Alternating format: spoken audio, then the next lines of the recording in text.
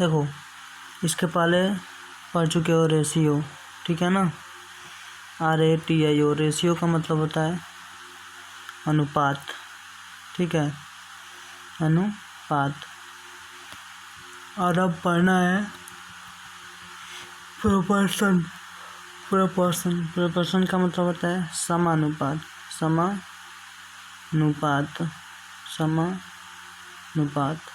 ठीक है। प्रोपोर्शन मतलब होता है समानुपात, प्रोपोर्शन।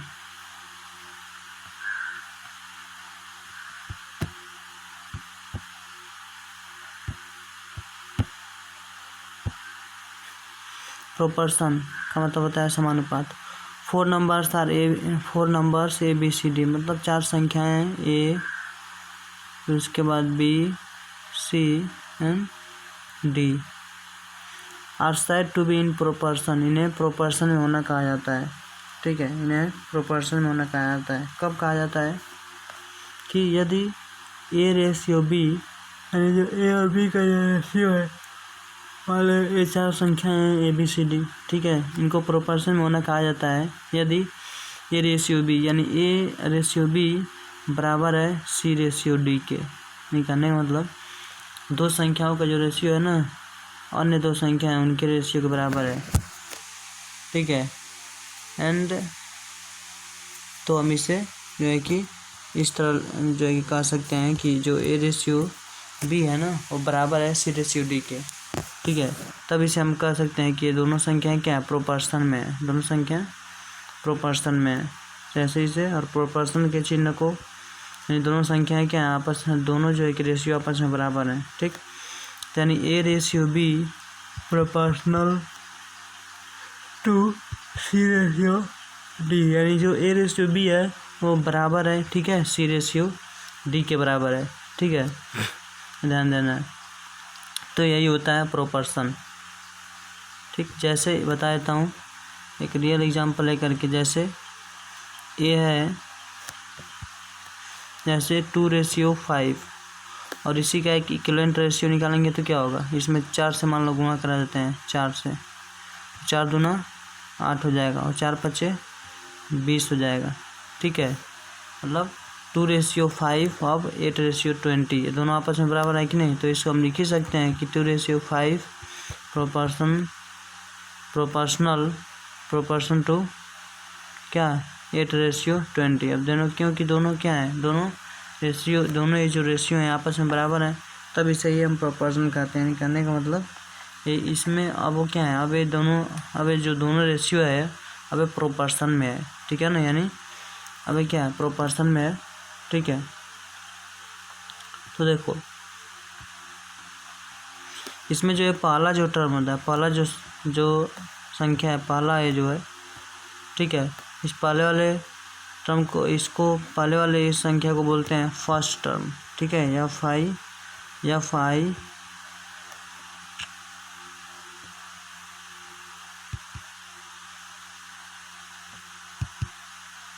देखो इस पहले वाले टर्म को बोलते हैं फर्स्ट टर्म। जैसे 2/5 प्रोपोर्शनल टू 20, तो जो 2 है इसको फर्स्ट टर्म बोलेंगे, या RST फर्स्ट टर्म बोलेंगे, इसको बोलेंगे सेकेंड टर्म, ठीक है, इसको बोलेंगे THIRD थर्ड टर्म, इसको बोलेंगे फोर्थ टर्म, या FOURTH फोर्थ टर्म। और रेशियो में हम बता चुके हैं कि रेशियो में हम इसको बोलेंगे, रेशियो में, ठीक है, इसको रेशियो में हम इसको एंटीसेडेंट बोलेंगे फर्स्ट टर्म को, और इसको बोलेंगे कंसेक्वेंट बोलेंगे। तो ये भी ध्यान देना है कि एक एंटीसेडेंट है और एक कंसेक्वेंट है, ठीक है। तो इसमें क्या रहे कि A and D are called extremes, ठीक है। A and D को एक्स टर्म कहा जाता है, किसको, A और D को। तो A और D को, यानी A है और ये क्या है, D है। जैसे A B और ये C और ये D, ठीक है। तो A और D को क्या बोला जाता है, एक्स टर्म्स। A और D को क्या बोला जाता है, AD को क्या बोला जाता है, एक्स टर्म्स। EXTERMS एक्सटर्म्स बोला जाता है, ठीक। और फिर उसके बाद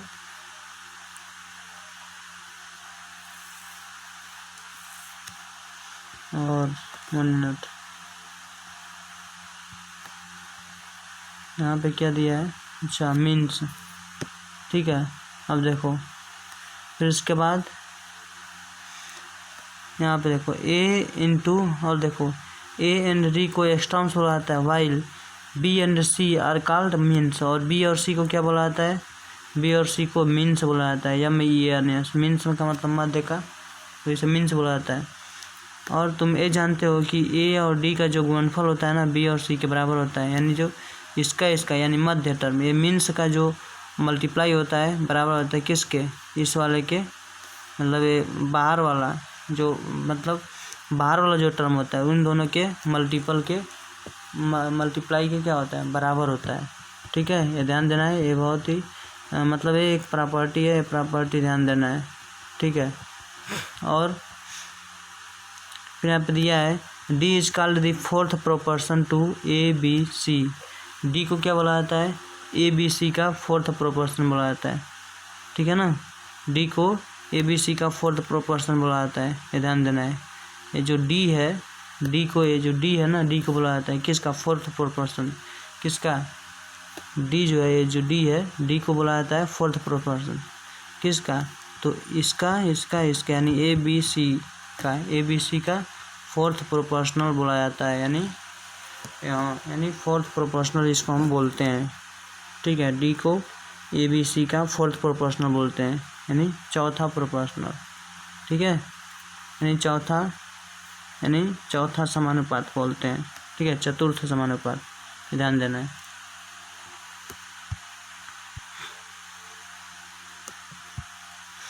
एक प्रॉपर्टी ध्यान देना है कि अगर A/B है और प्रोपोर्शनल टू B और रेशियो C है, तो ध्यान देना है कि जो B और B का, मान लो यहाँ पे रुक जाओ, B है और फिर उसके बाद और C/D है, तो ध्यान देना है कि B और C है जो क्या है, मीन्स है ना, मीन्स का मल्टीप्लाई जो होता है, मीन्स का जो प्रोडक्ट होता है बराबर होता है किसके, इसके, मतलब एक्सटर्म्स, A और D को आपस में क्या बोलते हैं, एक्सटर्म्स बोलते हैं, तो A/D यानी एक्सटर्म्स के बराबर होता है, यानी मीन्स का जो प्रोडक्ट होता है किसके बराबर होता है, एक्सटर्म्स के प्रोडक्ट के बराबर होता है, ये प्रॉपर्टी ध्यान देना है।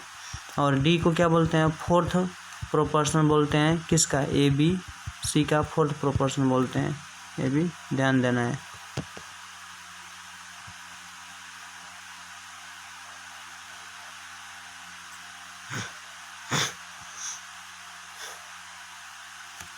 देखो यदि A/B यानी A और रेशियो B क्या है, proportion, A/B proportional to B/C, ठीक है। अब इसमें देखो, इसमें ABC का ही सिर्फ बात किया है, ABC का ही, ठीक है, यानी कहने का मतलब A और B के बीच अनुपात है और ये अनुपात बराबर है B और C के अनुपात के, ठीक है। तो यहाँ पे तब हम जो है कि क्या बोलते हैं, A, B और C को कंटिन्यूड प्रोपोर्शन में बोलते हैं, ठीक है ना। यानी A और B का अनुपात, जैसे मान लो B जो है कि दोनों में आया हो एक बार, तब इसे हम कंटिन्यूड प्रोपोर्शन बोलते हैं, ये कंटिन्यूड प्रोपोर्शन बोलते हैं, ठीक है। यानी A और B जो है, A और B के साथ जो अनुपात है वो अनुपात बराबर है B और C के साथ जो अनुपात है उस अनुपात के बराबर है, ठीक है। तब हम क्या कह सकते हैं, तब इसे हम कंटिन्यूड प्रोपोर्शन कह सकते हैं, कहेंगे।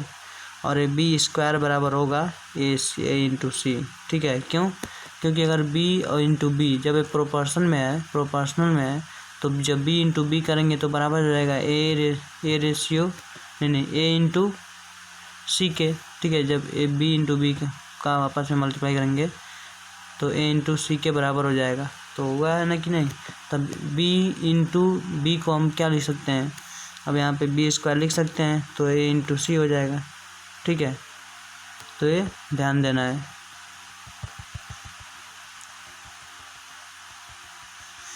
फिर उसके बाद क्या है कि तो वो कंटिन्यूस प्रोपोर्शनल तो हो गया। फिर उसके बाद है C is called third proportional to A B and fourth proportional to A B B. ठीक है, यानी C is called third proportional, यानी सी को थर्ड प्रोपोर्शनल कहा जाता है। ठीक है, किसका? ए और बी का। ए और बी का सी को थर्ड प्रोपोर्शनल कहा जाता है। ठीक है, and fourth proportional to A B और बी। ठीक है, देखो तो सी को क्या बोला जाता है? सी को थर्ड प्रोपोर्शनल कहा जाता है। किसका? ए और बी का। जैसे अभी हम बताए थे A ratio B proportional to B ratio C. ठीक है, तो यहाँ पे ए है कि जैसे यहाँ पे आप देख रहे हैं तो यहाँ पे सी क्या है? थर्ड प्रोपोर्शनल है। ठीक है ना, क्योंकि फोर्थ प्रोपोर्शनल डी नहीं है। और इसलिए नहीं है क्योंकि यहाँ पे बी जो है 2 बार आ गया है, और यहाँ पे बी का जो रेशियो है ना वो दोनों में क्या है? सेम है, तो ये प्रोपोर्शन में हो गया। तो इसलिए हम कह सकते हैं ये कंटिन्यूड प्रोपोर्शन है। इस तरह की स्थिति में कंटिन्यूड प्रोपोर्शन बोलते हैं इसको। ठीक है, कि अभी ये कंटिन्यूड प्रोपोर्शन में है, यानी बी स्क्वायर बराबर ए इंटू सी है। ठीक है, यानी ये कंटिन्यूड प्रोपोर्शन में है। ए इज कॉल्ड थर्ड प्रोपोर्शनल, यहाँ पर लिखा है ना ए इज कॉल्ड थर्ड प्रोपोर्शनल, यानी जो ए है नहीं दिया है, जो सी है जो है ये जो सी है। ठीक है, ये जो सी है, सी को क्या बोला जाता है? Third proportional. सी जो है थर्ड प्रोपोर्शनल है। किसके थर्ड प्रोपोर्शनल? तो ए और बी का। तो ए और बी का सी क्या है? थर्ड प्रोपोर्शनल है। देखो विज्ञान फिर लिखते हैं, यानी A ratio B ratio proportional to B ratio C. ठीक है, तो जो ए रेशियो बी है, जो ए रेशियो बी है, ठीक है, देखो इसमें बस 3 ही टर्म है, एक ए है, एक बी है और एक सी है। ठीक है, तो ए फर्स्ट प्रोपोर्शनल, सेकेंड और एक थर्ड प्रोपोर्शनल। ठीक है, और ये तो दोनों में सेम ही है। ठीक है, तो यही कह रहा है कि c is called third proportional to a और बी, यानी ए और बी के लिए सी को थर्ड प्रोपोर्शनल बोलते हैं, यानी तृतीय समानुपात। ठीक है, and fourth proportional to a और बी। ठीक है, और ए बी का फोर्थ प्रोपोर्शनल बोलते हैं। ठीक है, ए बी का फोर्थ प्रोपोर्शनल बोलते हैं, ये ध्यान देना है। थर्ड प्रोपोर्शनल किसका है? सी थर्ड प्रोपोर्शनल है। किसका? तो ए और बी का थर्ड प्रोपोर्शनल है। ठीक है ना, सिर्फ ए और बी का। और फोर्थ प्रोपोर्शनल है किसका? ए बी का। ठीक है, क्यों? क्योंकि ये थर्ड प्रोपोर्शनल, क्यों? ए और बी का थर्ड प्रोपोर्शनल भी है और ए बी का फोर्थ प्रोपोर्शनल भी है। क्यों? कि जो ए है, ए इसमें एक टर्म है, बी एक टर्म है और बी यहाँ पे सेम ही है। तो एक बार हम मान सकते हैं कि बस इसमें 2 ही टर्म है और यहाँ पे बस 2 टर्म है और एक तीसरा टर्म है। तो ये थर्ड प्रोपोर्शनल हो गया किसका? ए और बी का। लेकिन अगर एक और तरीके से देखें तो ए और बी ये 3 टर्म है और ये चौथा टर्म है, तो यानी ये फोर्थ प्रोपोर्शनल है। ठीक है ना, फोर्थ प्रोपोर्शनल है किसका? ए बी का। ठीक है ना,